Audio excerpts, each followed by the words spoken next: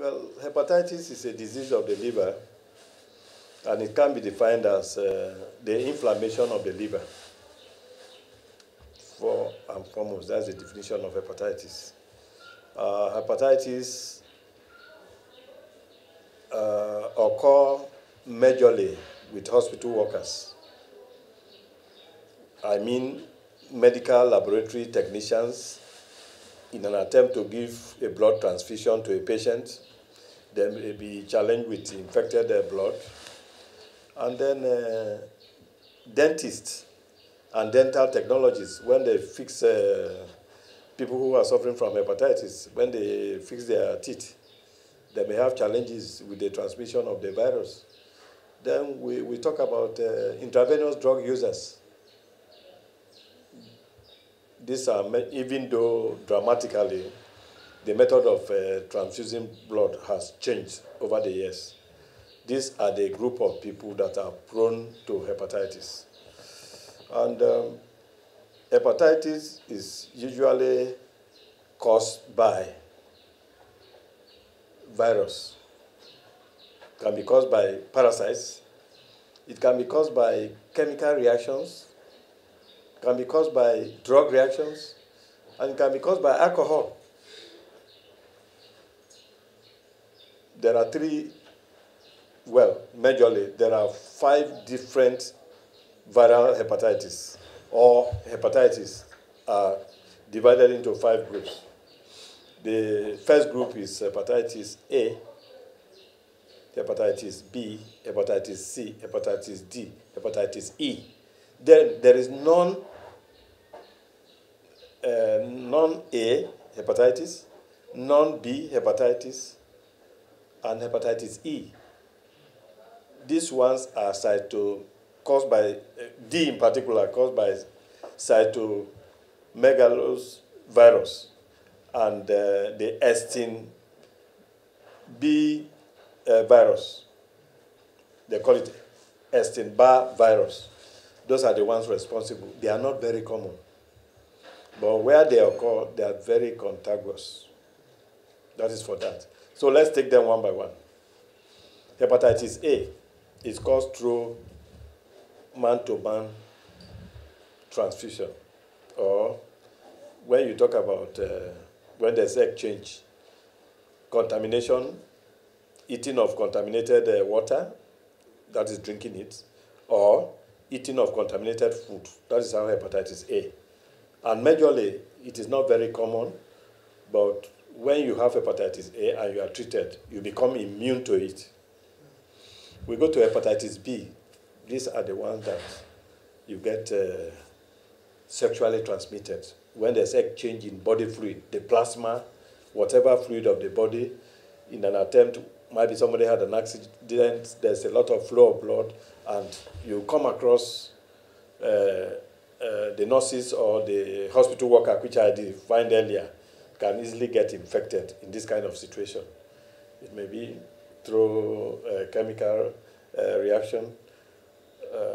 I have mentioned sexual intercourse or exchange of fluids through contaminated needles and contaminated body fluids. And they are the most commonest kind of hepatitis in the world, hepatitis B.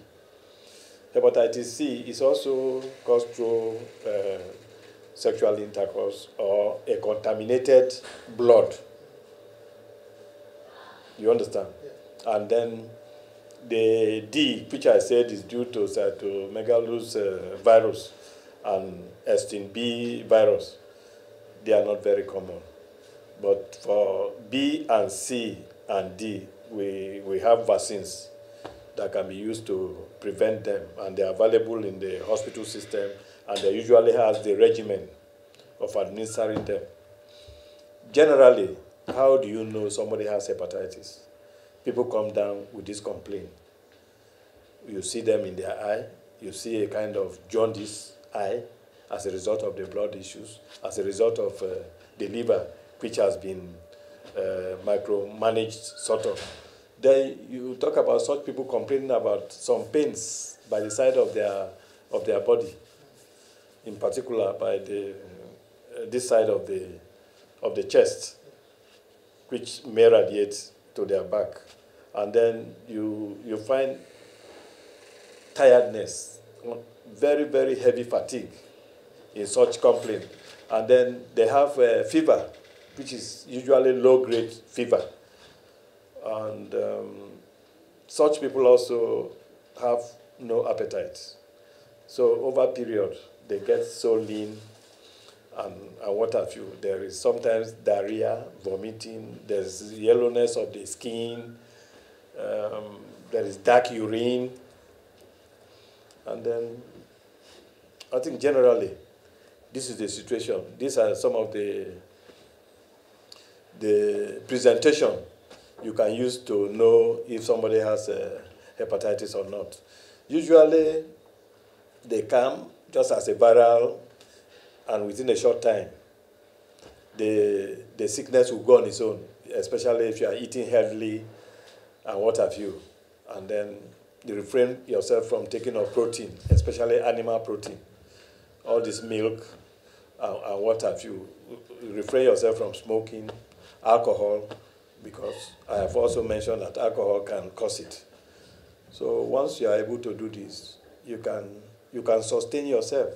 But when it goes to the chronic level, it could lead to cirrhosis of the liver or cancer, cancer of the liver, and which may jeopardize many things.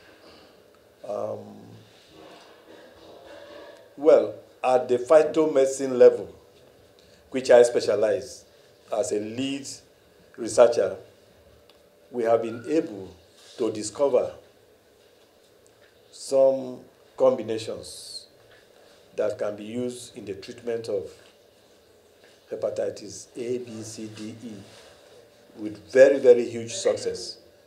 And this discovery has been published in the International Organization of Scientific Journal under the Journal of Pharmacy, and Pharmacology. It has been published. And for this purpose, I was given an award at Burj Arab Hotel, the hotel that is on the top of sea in Dubai.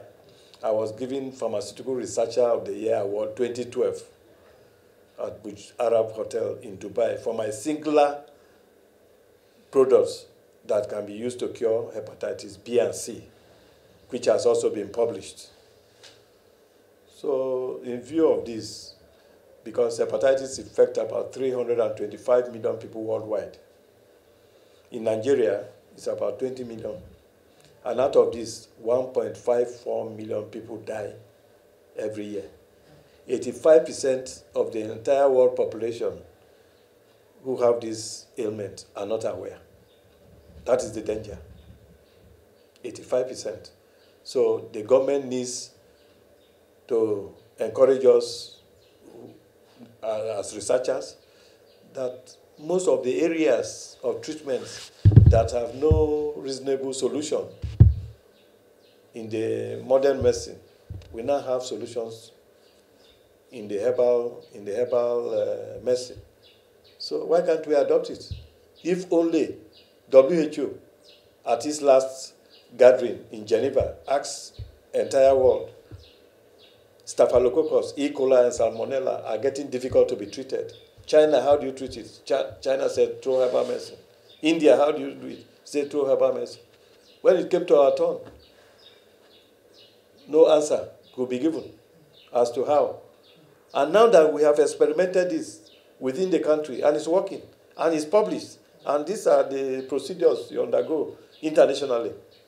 So why can't we embrace our own, develop it the way China has developed its own, develop it the way Indians have developed their Ayurvedic medicine, and then have international acceptance, since this thing can be scientifically proved. So we are ready to partner with government in the issues of hepatitis A, B, C, D, E.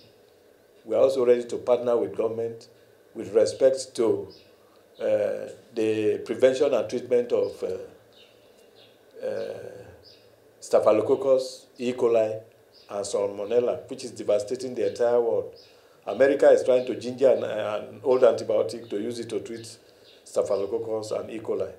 The UK needed $100 trillion. we in Nigeria have the solution. So why can't we expose this solution to the entire world, subject it to any medical procedure, and then kickstart from there? Nobody has exclusiveness of knowledge. So if knowledge comes from anywhere and it can be proved scientifically, so why not?